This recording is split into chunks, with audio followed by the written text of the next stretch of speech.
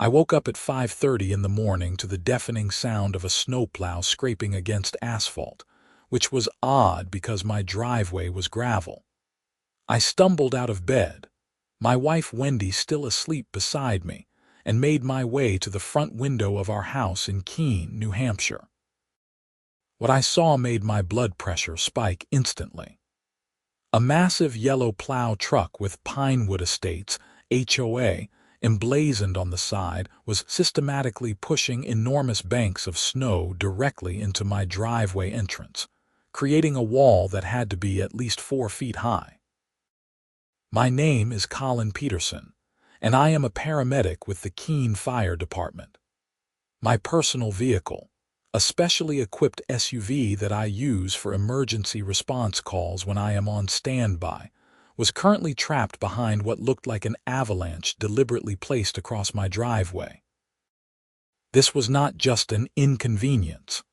This was a legitimate safety hazard that could cost someone their life if I got called out and could not respond. I threw on my boots and coat and rushed outside into the bitter February morning. The temperature had to be somewhere around 15 degrees, and the wind cut through my jacket like a knife. The plow driver, a middle-aged man I did not recognize, was backing up to make another pass when I ran into the street waving my arms. "Hey, stop! What are you doing?" I shouted over the roar of the engine.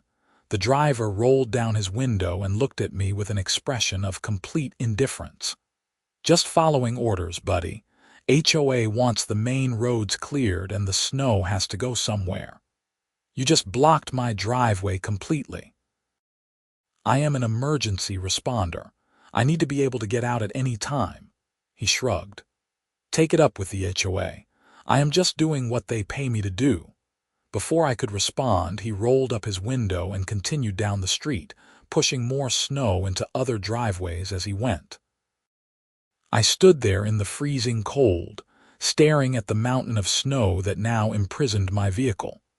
The worst part was that this snow was not the light, fluffy kind. This was the dense, heavy, wet snow that had been packed down by cars and then scraped up by the plow. Moving it would take hours of backbreaking work. I went back inside and immediately called the HOA emergency line. It rang 6 times before going to voicemail. "You have reached Pinewood Estates Homeowners Association. Our office hours are Monday through Friday, 9 a.m. to 3 p.m.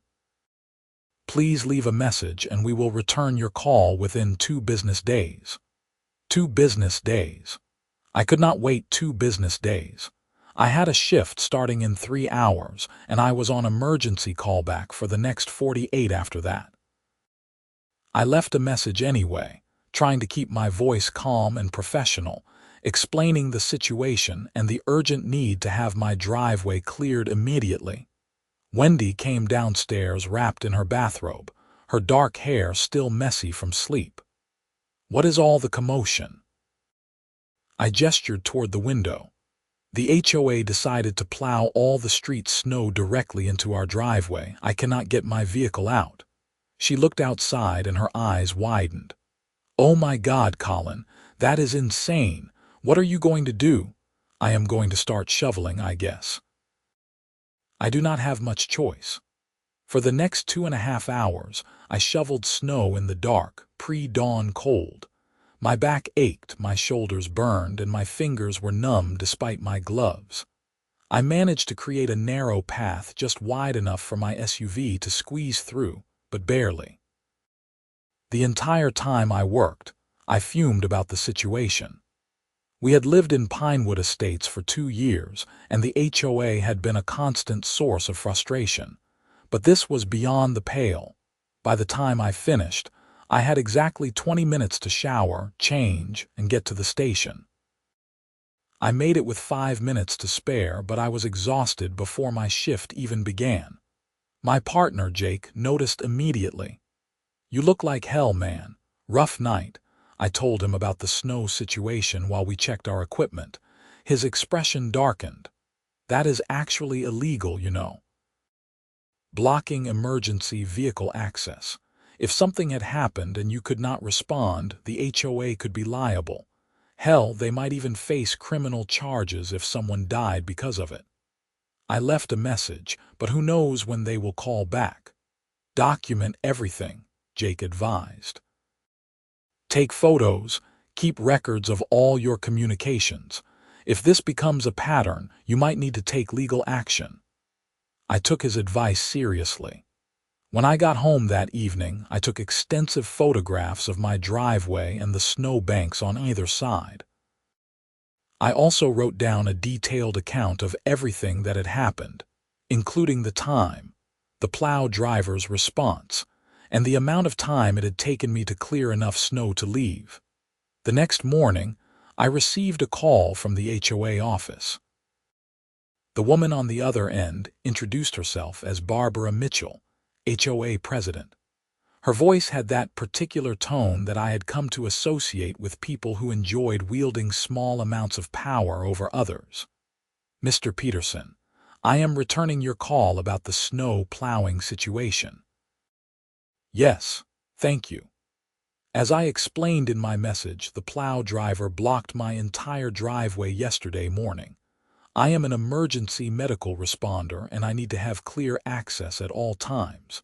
It took me over 2 hours to clear enough snow to get out, and I nearly missed my shift. I understand your frustration, Mr. Peterson, but you need to understand that snow removal is complicated. The snow has to go somewhere, and driveways are the most practical location.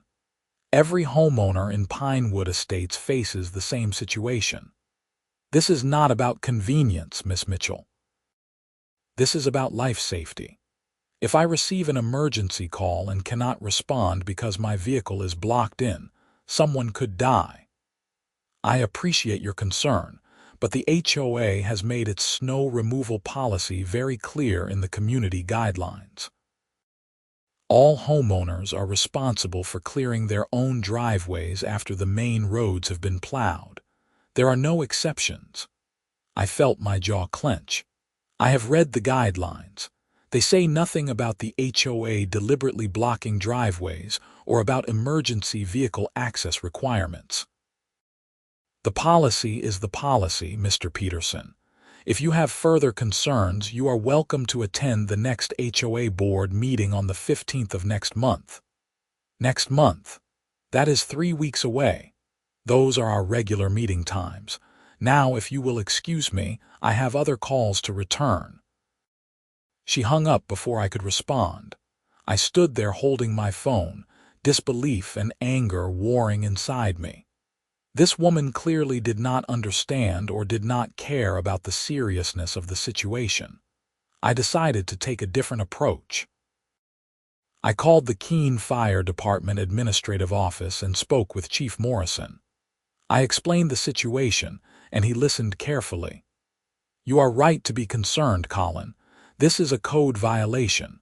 Emergency vehicle access must be maintained at all times. I am going to have our fire marshal send a letter to your HOA citing the specific codes they are violating. That should get their attention. Thank you, Chief. I appreciate it. In the meantime, if they block your driveway again and you get called out, you document it and call it in immediately. We will back you up. 2 days later, the forecast called for another major snowstorm, 8 to 12 inches expected overnight. I went to bed that night with a sense of dread, and sure enough, at 4 in the morning I was awakened by the sound of the plow truck. I jumped out of bed and looked outside. The same driver was making his rounds, and I watched in real time as he pushed a massive wave of snow directly across my driveway entrance. This time, I was prepared. I grabbed my phone and recorded video of the entire incident, making sure to capture the HOA logo on the truck, the license plate, and the deliberate action of the driver piling snow into my driveway. When he finished and started to drive away, I ran outside in my pajamas and boots. Excuse me. I need to talk to you. The driver stopped and lowered his window. What now? I specifically called the HOA about this issue. You cannot block my driveway. I am an emergency responder. Look, pal, I have got a job to do. I am not going to skip your house just because you think you are special. Everyone else has to deal with snow in their driveway. You can too. This is not about being special. This is about fire code and life safety. The fire marshal is already involved. The driver's expression shifted slightly, but he shook his head. Whatever, man. I do what the HOA tells me to do. You have a problem. Talk to them. He drove off, leaving me standing in the freezing pre-dawn darkness staring at another mountain of snow blocking my exit. This time, the snow was even deeper. I estimated it would take me 3 hours to clear it, and I was scheduled for a callback shift starting in 2 hours. I called my supervisor and explained the situation, and thankfully he was understanding and got another paramedic to cover the first part of my shift. But I could not keep doing this. This was affecting my ability to do my job. I spent the next 3 hours in the bitter cold, moving what felt like tons of snow.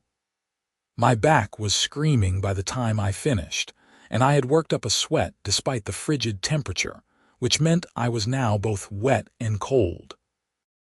When I finally got in my SUV and backed out, I noticed several of my neighbors watching from their windows. None of them came out to help or even to offer sympathy. That was the culture the HOA had created in Pinewood Estates. Everyone kept their heads down and tried not to make waves.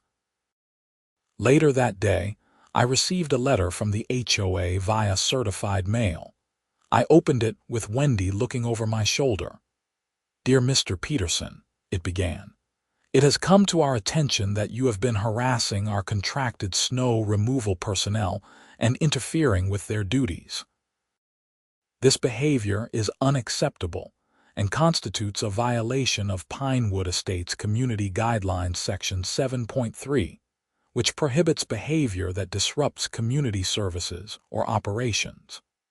Please be advised that continued harassment of our contractors will result in fines and possible legal action. Additionally, we must remind you that according to Section 9.2 of the Community Guidelines, all homeowners are responsible for maintaining their driveways in a safe and accessible condition. We have noted that your driveway has been partially blocked by snow on 2 occasions in the past week. Please ensure that you clear your driveway promptly after snow events to maintain the aesthetic standards of our community. Failure to do so will result in fines of $50 per day until compliance is achieved.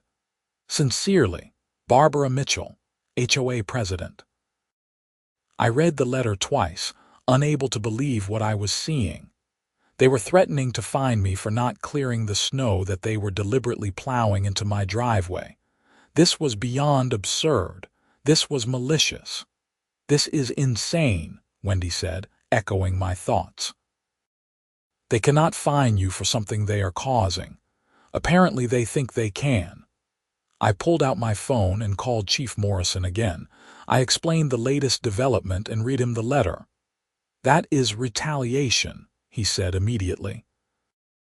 The fire marshal sent them a formal notice 2 days ago citing the specific code violations and requiring them to maintain emergency vehicle access.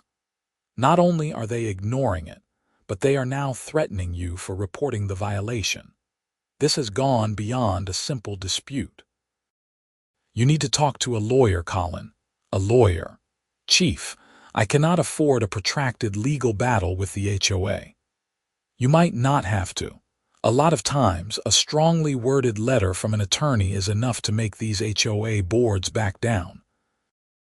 They are used to bullying individual homeowners who do not fight back.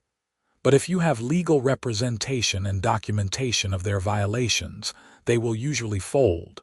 Trust me, I have seen this before." I thanked him and hung up. Wendy was already on her laptop, searching for attorneys who specialized in HOA disputes. We found a firm in Nashua called Henderson and Associates that had good reviews and offered free consultations. I called and made an appointment for the following week. In the meantime, the weather forecast showed another storm coming in 3 days. I was dreading it. I could not keep spending hours clearing snow before every shift. I was exhausted, my back was injured from all the shoveling, and I was starting to miss work. This was unsustainable. The day before the next scheduled storm, I received another visit that changed everything. A woman I had never seen before knocked on my door around 6 in the evening. She was probably in her late 50s, wearing an expensive-looking coat and carrying a designer handbag. Her hair was cut in that particular style that seemed universal among a certain type of suburban woman, and her expression radiated disapproval. "Can I help you?" I asked. "I am Patricia Henderson, Vice President of the Pinewood Estates HOA Board. May I come in?" I hesitated, but curiosity got the better of me. "Sure." Wendy appeared from the kitchen as I led Patricia into our living room.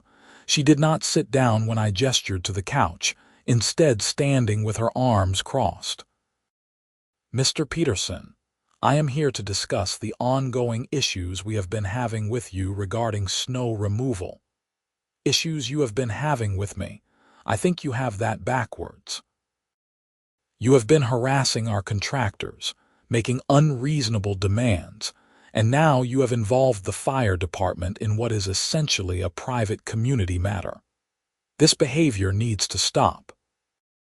"What needs to stop is your plow driver deliberately blocking my driveway and threatening my ability to respond to medical emergencies.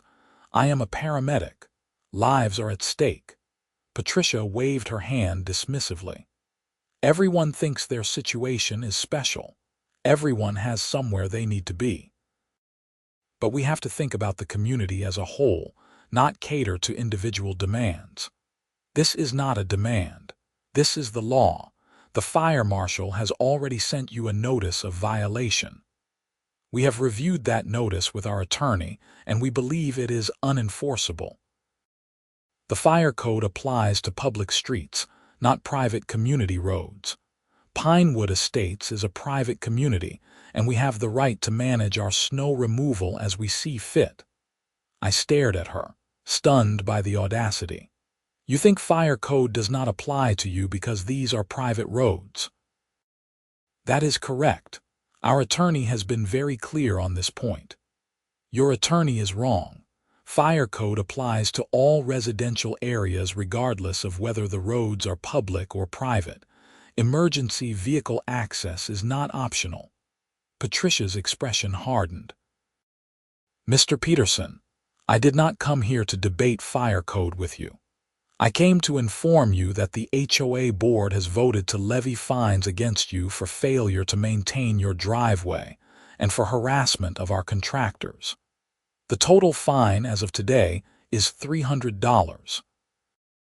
If you do not pay within 30 days, a lien will be placed on your property. You cannot be serious. We are quite serious. Additionally, if you continue to interfere with our snow removal operations, or if you continue to file frivolous complaints with city agencies, we will take legal action to enforce the community covenants you agreed to when you purchased your home." Wendy stepped forward, her face flushed with anger.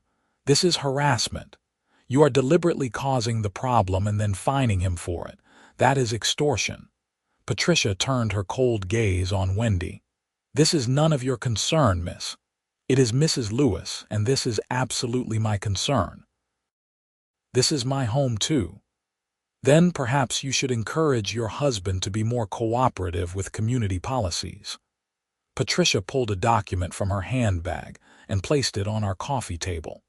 "This is the formal notice of fines and violations. You have 30 days to remit payment. Good evening." She let herself out, leaving us standing in our living room in shock. I picked up the document and read through it. It was even worse than Patricia had indicated. The HOA was fining us $50 per day for failure to maintain driveway accessibility going back to the first incident. They were also fining us $200 for harassment of contractors and another $100 for filing false reports with city agencies. The total was over $800. "This is insane," I said for what felt like the 100th time. "They are literally fining us for their own actions." Wendy was already on her phone. "I am calling that attorney first thing tomorrow morning. This has gone way too far." That night, I barely slept. I kept thinking about the situation, trying to figure out how it had escalated so quickly.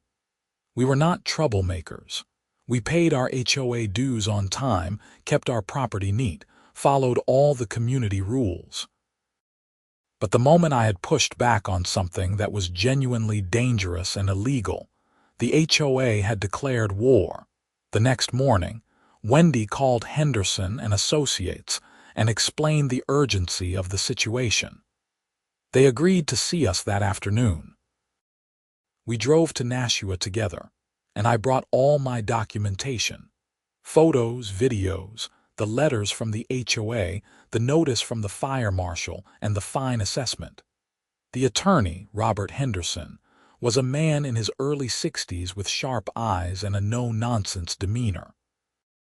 He listened carefully as I explained everything, occasionally stopping me to ask clarifying questions. When I finished, he leaned back in his chair and steepled his fingers. "Mr. Peterson, Mrs. Lewis, I am going to be frank with you. What you are describing is a textbook case of HOA overreach and retaliation. The good news is that you have excellent documentation and a clear pattern of behavior. The bad news is that fighting an HOA can be expensive and time-consuming." "How expensive?" I asked, dreading the answer. "It depends on how far they are willing to take it. If they back down after receiving a demand letter from my office, we are talking maybe $2,000 in legal fees. If they fight and we end up in court, it could be $10,000 to $20,000. I felt my stomach drop. "I do not have that kind of money." "I understand, but here is the thing. Given the facts of your case, particularly the fire code violations and the retaliatory nature of the fines, I believe we have grounds for a lawsuit not just to fight the fines, but potentially to recover damages and attorney fees. The fire code issue is particularly strong. They are dead wrong about private roads being exempt." "So what do you recommend?" Wendy asked. "I recommend we start with a strongly worded demand letter citing the legal violations and demanding that they cease blocking your driveway, rescind all fines, and comply with fire code requirements. We will also put them on notice that their actions constitute harassment and retaliation, and that we are prepared to file suit if they do not immediately comply. Most HOA boards will back down when they realize they are in the wrong and facing real legal consequences." "And if they do not back down," I asked, "then we file suit. But let me deal with one thing at a time. I will have the letter drafted and sent out by tomorrow. In the meantime, continue documenting everything. Every interaction, every incident, every communication. If they block your driveway again, you call the police and file a report. We need to build an airtight case." We agreed to move forward and signed a retainer agreement. The upfront cost was $1,500, which made my wallet hurt, but I did not see any other choice. We could not let the HOA bully us into accepting dangerous conditions and unjust fines. True to his word, Attorney Henderson sent the demand letter the next day via certified mail and email. He also sent courtesy copies to the fire marshal and to the Keene city attorney. The letter was 7 pages of detailed legal arguments citing specific statutes, case law, and code violations. It demanded that the HOA immediately cease blocking my driveway, rescind all fines, issue a formal apology, reimburse my legal fees, and implement new snow removal procedures that complied with fire code. For 2 days, there was silence. Then, on the third day, the storm hit. This one was even bigger than the previous ones, dumping 14 inches of heavy, wet snow overnight. I lay in bed listening to the plow truck making its rounds, feeling a sense of helpless anger. Sure enough, when dawn broke, I looked outside to see the now familiar mountain of snow blocking my driveway. But this time, I followed Attorney Henderson's instructions. I documented everything with photos and video, noting the time and date. Then I called the Keene police non-emergency line and filed a report. 20 minutes later, an officer arrived. His name was Officer Marcus Thompson, and he was someone I had worked with before at accident scenes. "Hey, Colin, dispatch said you have a problem with your HOA." I explained the situation and showed him the snow blocking my driveway. I also showed him the previous correspondence, the fire marshal's notice, and the attorney's demand letter. Officer Thompson walked around, took his own photos, and made notes.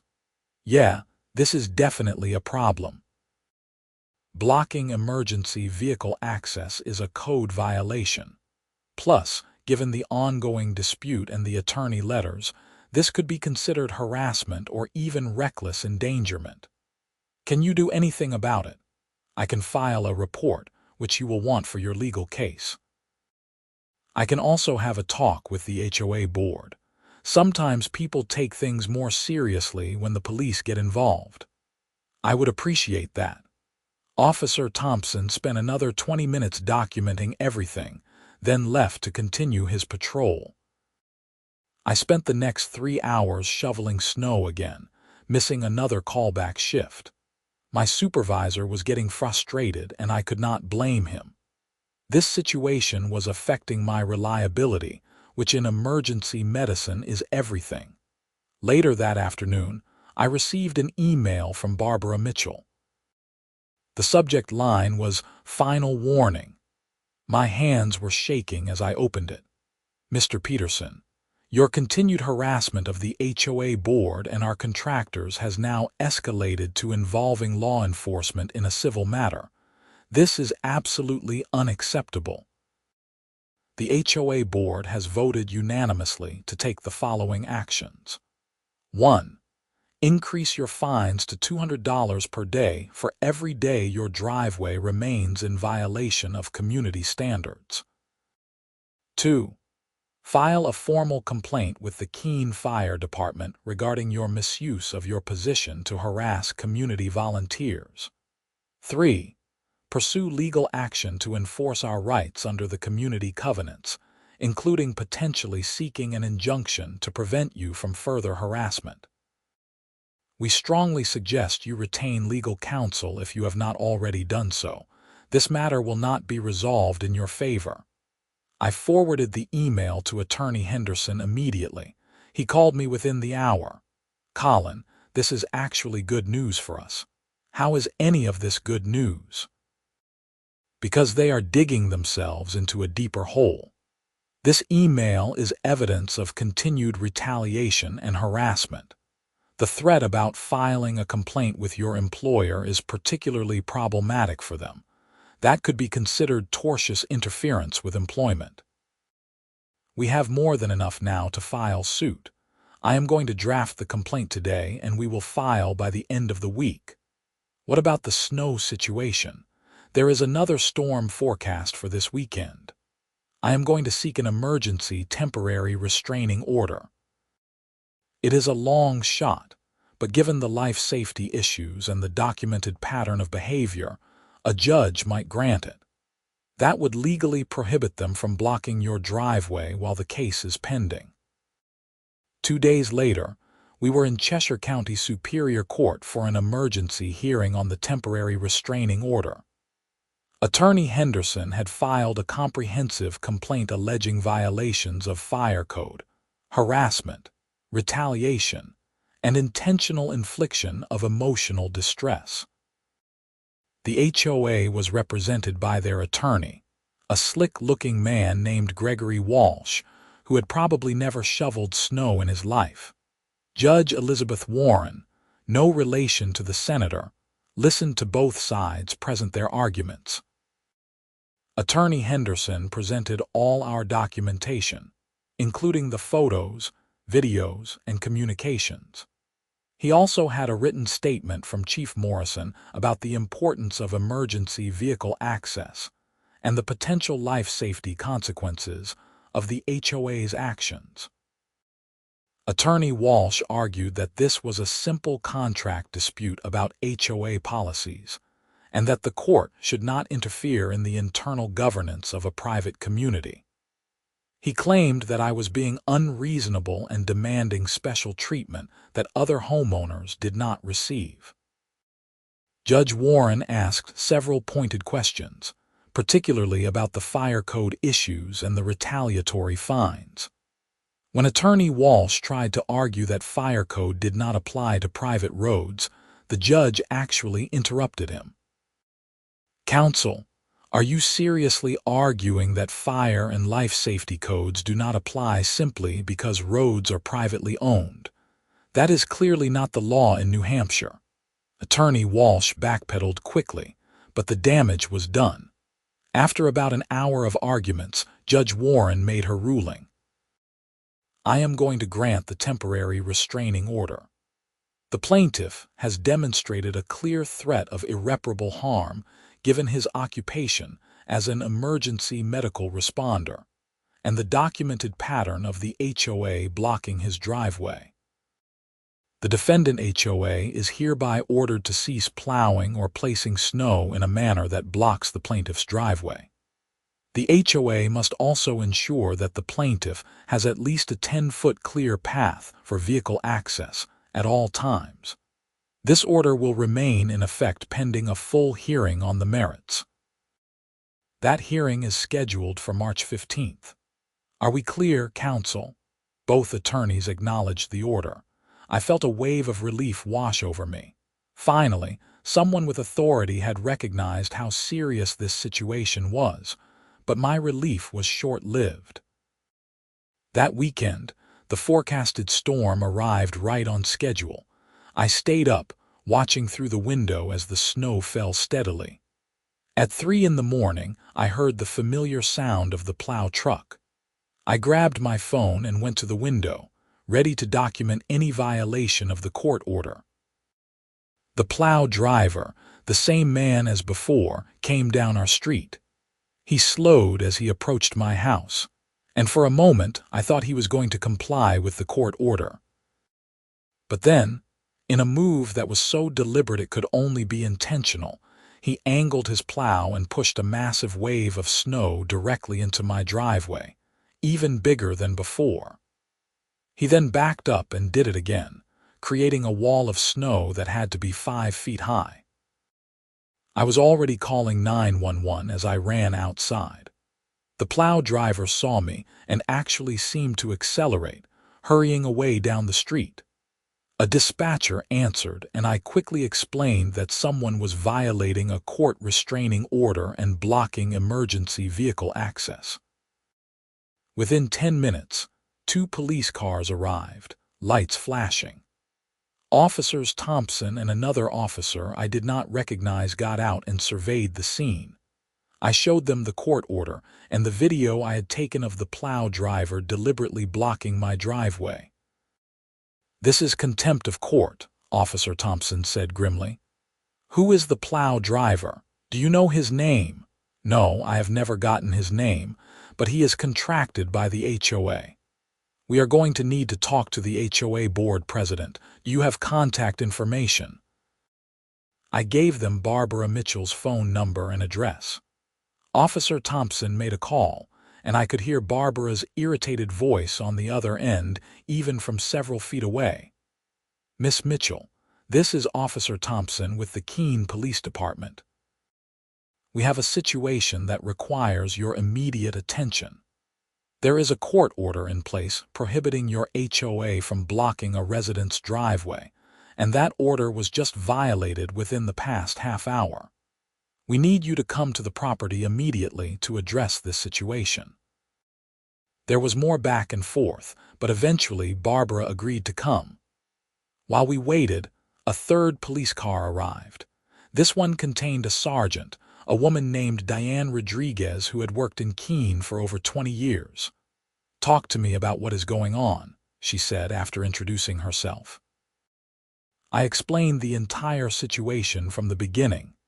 She listened carefully, asked several questions, and reviewed the court order. By the time I finished, her expression was serious. Violating a restraining order is a criminal offense. If the HOA or their contractor deliberately violated this order, someone is getting arrested tonight. About 40 minutes later, Barbara Mitchell arrived in a luxury SUV, wearing a fur coat over what looked like pajamas. Her expression when she got out of the vehicle was one of extreme annoyance.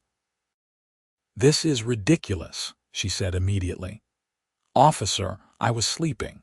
What is so important that it requires my presence at 3:30 in the morning?" Sergeant Rodriguez held up a copy of the court order. "Miss Mitchell, are you the president of the Pinewood Estates HOA?" "Yes, but I do not see what that has to do with anything." "And are you aware that a court order was issued 3 days ago prohibiting your HOA from blocking this resident's driveway?" Barbara waved her hand dismissively. "Our attorney is handling that. It is a civil matter." "It became a criminal matter when your plow driver violated the court order approximately 45 minutes ago. Mr. Peterson has video evidence of the driver deliberately plowing snow into his driveway in direct violation of the judge's order. That is not my fault. The plow driver is an independent contractor who is employed by your HOA and was operating under your direction. Who is the driver? We need his name and contact information." Barbara's expression shifted from annoyance to concern. I do not have that information on me. Our board secretary handles the contractor arrangements." "Then you need to get it, right now." Barbara made a phone call, waking up whoever the board secretary was. After several minutes of conversation, she provided a name, Dennis Crawford. Officer Thompson ran the name and came back with an address in Keene. "We are going to go have a conversation with Mr. Crawford," Sergeant Rodriguez said. "Miss Mitchell, you are not under arrest at this time, but I strongly suggest you contact your attorney first thing in the morning. Violating a court order is serious business. If we determine that you or other board members directed Mr. Crawford to violate the order, criminal charges will be filed." Barbara's face had gone pale. "I never told him to violate any court order. I was not even aware that he had plowed tonight. This is his regular route. Then why did he specifically and deliberately plow snow into this driveway when he had to have known about the court order? Your HOA was served. You had a responsibility to inform your contractors." Our attorney said we did not have to comply because we are appealing the order." The sergeant's expression hardened. "That is not how restraining orders work, Miss Mitchell. You comply first and appeal later. You do not get to ignore a judge's order just because you disagree with it." They left to go find Dennis Crawford, and I was left standing in my driveway at 4 in the morning with a massive pile of snow and the bitter satisfaction of knowing that the HOA was finally facing real consequences. Wendy came outside wrapped in a blanket. "What is happening?" "The police are treating this as a criminal matter now. Someone might actually get arrested." She looked at the snow pile and then at me. "Good. This has gone way too far. They deserve whatever happens." The sun was starting to come up by the time I finished clearing enough snow to get my vehicle out. I was exhausted and sore, but I also felt a sense of grim determination. This was going to end one way or another. Later that morning, Attorney Henderson called. "Colin, I heard about last night. The police contacted me to verify the court order. This is very good for our case. Violating a restraining order shows willful disregard for the court's authority and complete lack of good faith. Do you know what is happening with the criminal investigation? Not yet, but I will find out. I am also going to file a motion for contempt and ask the judge to impose sanctions on the HOA. This behavior cannot be tolerated. Over the next several days, the situation continued to escalate. Dennis Crawford, the plow driver, was arrested and charged with criminal contempt of court. He claimed that Barbara Mitchell had specifically told him to continue plowing snow into my driveway, despite the court order, saying that their attorney had assured them the order was not enforceable. Barbara denied this vehemently, but when police executed a search warrant on the HOA's records, they found email chains that told a different story. In one email, dated the day after the court order was issued, Barbara had written to Dennis, "Continue snow removal operations as normal. Our attorney says this ridiculous court order does not apply to our private roads. Ignore any complaints from Peterson. He is just a troublemaker." This email, along with several others, became evidence in both the criminal case against Barbara and Dennis and in our civil lawsuit. The HOA board held an emergency meeting and voted to remove Barbara as president, trying to distance themselves from her actions. Patricia Henderson, the vice president who had visited our house weeks earlier, took over as acting president. Her first official action was to call me. "Mr. Peterson, this is Patricia Henderson. I am calling to discuss a resolution to the ongoing dispute between you and the HOA. I am listening. The board would like to propose a settlement. We will drop all fines against you, reimburse your legal expenses to date, and implement new snow removal procedures that ensure emergency vehicle access. In exchange, we ask that you drop your lawsuit against the HOA. What about Barbara Mitchell and Dennis Crawford? What about the criminal charges? Those are separate matters that we cannot control.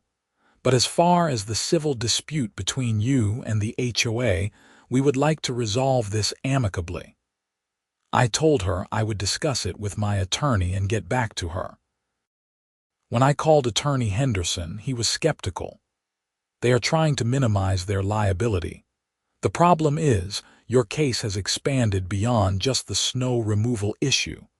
We now have evidence of systematic harassment, retaliation, and violation of a court order. I think we can get a much better settlement, possibly including damages for emotional distress and full attorney fee reimbursement. I do not want damages. I just want them to stop harassing us and follow the law. I understand that, Colin, but you need to consider the principle here. If you let them off easy, they will just do the same thing to the next homeowner who crosses them. HOAs like this only respond to real consequences. He had a point. We decided to make a counteroffer. The HOA would drop all fines, reimburse all legal expenses including future costs through trial if necessary, pay $10,000 in damages, implement a comprehensive emergency vehicle access policy, and agree to an independent audit of their practices by a neutral third party. We would also require that Patricia and the remaining board members attend training on HOA legal responsibilities and homeowner rights. Patricia called back 2 days later. "Your demands are excessive, Mr. Peterson. The board cannot possibly agree to all of those terms." "Then we will see you in court. The judge has already seen how the HOA operates. I like our chances." There was a long silence on the other end of the line. "I need to consult with the full board. I will get back to you." Another week passed. During that time, more facts came to light. It turned out that the HOA had a history of similar disputes with other homeowners. We were not the first people they had targeted with harassing fines and selective enforcement of rules. Several other residents reached out to us after hearing about our case, sharing their own horror stories. One family had been fined thousands of dollars because their house trim was the wrong shade of white. Another had been threatened with legal action because their teenage son had parked his car on the street overnight, supposedly violating community aesthetic standards. Attorney Henderson suggested bringing some of these other homeowners into the case as additional plaintiffs, building it into a class action lawsuit. But before we could take that step, Patricia called again. The board has voted to accept your settlement terms with one modification. Instead of $10,000 in damages, we are offering $7,500. That is our final offer. I discussed it with Wendy and Attorney Henderson. The consensus was that it was a reasonable settlement. We agreed, and Attorney Henderson drafted the settlement agreement. It was signed by all parties within a week, but the criminal case against Barbara Mitchell and Dennis Crawford continued. Barbara was charged with criminal contempt of court and with harassment under New Hampshire's criminal harassment statute. Dennis was charged with contempt and with recklessly endangering public safety. Both faced potential jail time if convicted. I was subpoenaed to testify at their preliminary hearing. It was my first time in a criminal courtroom, and I was nervous. The assistant county attorney, a sharp woman named Michelle Santos, walked me through my testimony carefully. I described the repeated instances of the plow driver blocking my driveway, the communications with the HOA, the court order, and the deliberate violation that led to the criminal charges. Barbara's attorney tried to argue that she had reasonably relied on her attorney's advice that the court order was invalid. But Judge Warren, the same judge who had issued the order, was not having it. Counsel, ignorance of the law is not a defense, and neither is bad legal advice. Your client was served with a valid court order and chose to ignore it. That is criminal contempt, plain and simple.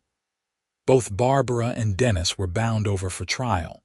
However, before the trial date arrived, both accepted plea deals. Dennis pleaded guilty to contempt and received 6 months of probation and a $500 fine. Barbara pleaded guilty to contempt and harassment, receiving 1 year of probation, a $1,000 fine, and 50 hours of community service. She was also required to resign from the HOA board immediately. The whole ordeal had taken nearly 4 months from start to finish. It was March now, and the snow was finally starting to melt. Our driveway was clear, and under the terms of the settlement agreement, the HOA had hired a new snow removal company with specific instructions to maintain emergency vehicle access on our street and throughout the community. Patricia Henderson, still acting as president, had actually taken the settlement terms seriously. She had implemented new policies, scheduled board training, and brought in a mediator to help repair relationships between the HOA and homeowners. She even personally apologized to Wendy and me for how we had been treated. I want you to know that not everyone on the board supported Barbara's approach, she told us during a meeting at HOA headquarters. Some of us raised concerns, but she was very domineering and convinced us that she was protecting the community. I am sorry we did not stand up to her sooner. It was not the most satisfying apology, but it seemed genuine. Time would tell whether the HOA had truly changed its culture, or whether this was just a temporary response to getting caught. As for Wendy and me, we seriously considered moving. The whole experience had left a bad taste in our mouths about Pinewood Estates, but ultimately, we decided to stay. We loved our house, and moving would be expensive and disruptive. Plus, as Attorney Henderson pointed out, we had just fought a hard battle to improve things. We might as well stick around to enjoy the fruits of that victory. The settlement money helped cover our legal expenses with a little left over. We used it to install a security camera system covering our driveway and front yard, just in case the HOA decided to cause problems in the future. The cameras uploaded everything to the cloud, so we would have automatic documentation of any issues. Spring arrived in New Hampshire with its usual mix of mud, rain, and tentative sunshine. The neighborhood seemed different somehow, quieter and less tense. Several neighbors who had avoided us during the conflict now came by to thank us for standing up to the HOA. Apparently, word had spread that the board was being more reasonable and less punitive, and people attributed it to our lawsuit. One afternoon in early April, I was outside doing yard work when a man I recognized as living 3 houses down approached me. His name was Tom, and we had exchanged polite waves but never really talked. "Hey, Colin, you got a minute?" "Sure, what is up?" "I just wanted to thank you for what you did with the HOA. I have been living here for 5 years, and they have been a nightmare the entire time." Barbara Mitchell seemed to take pleasure in finding violations and levying fines. "Last year, they fined me $800 because I had a crack in my driveway that they said was unsightly. But after what happened with your case, they actually approved my request to install a basketball hoop for my kids. They had rejected it 3 times before, always citing some ridiculous rule. I think you actually changed things around here." Stories like Tom's made the whole ordeal feel worthwhile. We had not just fought for ourselves. We had fought for the entire community, even if we had not set out to do that. My relationship with the fire department also improved. Chief Morrison had been supportive throughout, but some of my colleagues had been skeptical about the whole situation. Now that it was resolved and documented how serious the violations had been, everyone understood why I had made such a big deal about it.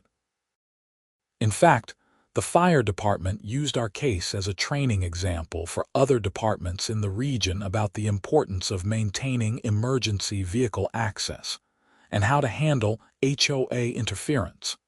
By summer, life in Pinewood Estates had settled into a new normal. The HOA was still active, still enforcing community standards, but they were doing it reasonably and with actual communication rather than immediate fines. Patricia Henderson turned out to be a much better president than Barbara Mitchell had ever been. She was organized, fair, and willing to listen to homeowner concerns. At the July board meeting, which I actually attended, Patricia gave a presentation on the changes that had been implemented since the settlement. Emergency vehicle access was now a top priority in all snow removal and street maintenance operations. Fines could only be levied after 2 written warnings and an opportunity for the homeowner to address the issue. And most importantly, the board had adopted a policy of assuming good faith on the part of homeowners rather than looking for violations. "We are supposed to be a community," Patricia said during her presentation. "That means working together, not treating each other as adversaries." The events of last winter were a wake-up call for this board. We lost sight of our purpose, which is to maintain property values and quality of life for everyone, not to exercise power over individual homeowners. There was applause from the audience, including from me. It was a remarkable transformation, though I knew it probably would not have happened without the lawsuit and criminal charges forcing their hand. In August, I received a letter from the New Hampshire Homeowners Association Reform Coalition, a nonprofit advocacy group. They had heard about our case and wanted to use it as an example in their efforts to pass state legislation reforming HOA practices. The proposed law would require HOAs to provide written warnings before fines, establish an appeals process for disputed violations, and create penalties for HOAs that violated fire and safety codes. I agreed to let them use our story and even testified before a state legislative committee about our experience. The bill passed the House and Senate with bipartisan support and was signed by the governor in October. It became known informally as the Peterson Law, though officially it was called the Homeowners Bill of Rights Act. Wendy and I were invited to the signing ceremony in Concord. It was surreal to stand in the state capitol and watch the governor sign a law that had been inspired by our snow-blocked driveway. Several other homeowners who had been victimized by abusive HOAs were also there, and we exchanged stories and contact information. "You started something important," one woman told me. She had been forced to tear down a deck that her HOA claimed was not approved, even though she had documentation showing it was. HOAs have been getting away with this kind of thing for years because most people cannot afford to fight back. You fought back and won, and now there are actual protections for the rest of us. By the time the first anniversary of the original snow plowing incident rolled around in February, Pinewood Estates was barely recognizable as the same community. The new HOA board, which now included 2 members who had been elected specifically on a platform of reform, operated with transparency and reasonableness. The community newsletter, which had previously been filled with stern warnings and violation notices, now included resident profiles, event announcements, and actually useful information. Most significantly, there had not been a single snow-related incident all winter. The new plowing company followed their instructions carefully, and the HOA had even installed small stakes at the end of every driveway marking where the plow needed to stop.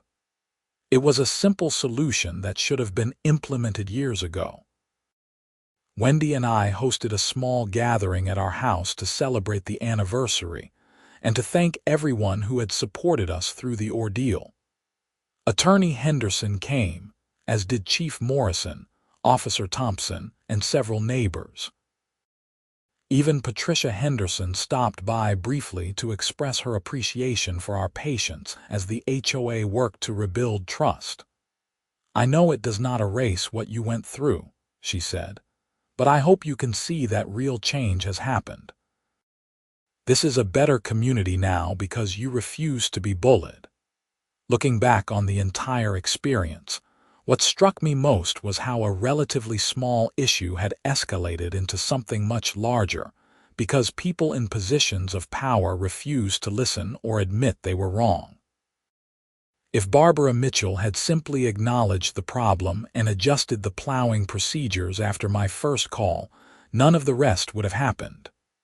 No lawsuit, no criminal charges, no state legislation. But her arrogance and need to assert control had set off a chain reaction that ultimately cost her everything. There were times during the worst of it when I wondered if fighting back was worth the stress, expense, and time. But sitting in my living room surrounded by friends and neighbors, knowing that other people across New Hampshire would be protected by the new law, I knew we had made the right choice. Sometimes you have to fight, not just for yourself, but for everyone who cannot or will not stand up to bullies who abuse whatever small authority they have been given. My driveway remained clear all winter, every winter after that. The cameras I installed never recorded another deliberate snow blockage. And while the HOA and I would never be best friends, we had reached a functional détente based on mutual respect and adherence to reasonable rules. As I stood at my window one snowy morning in March, watching the plow truck carefully navigate our street and leave clear access to every driveway, I felt a deep sense of satisfaction. This was how it was supposed to work. This was what a real community looked like. And it had taken a mountain of snow, months of stress, thousands of dollars, and the involvement of police, lawyers, and judges to get here. But we had gotten here. And that, in the end, was what mattered. The driveway was clear, the community was better, and the next person who faced an abusive HOA would have legal protections that had not existed before. Sometimes doing the right thing is hard, expensive, and exhausting, but that does not make it any less right. It just makes it more important that someone actually does it.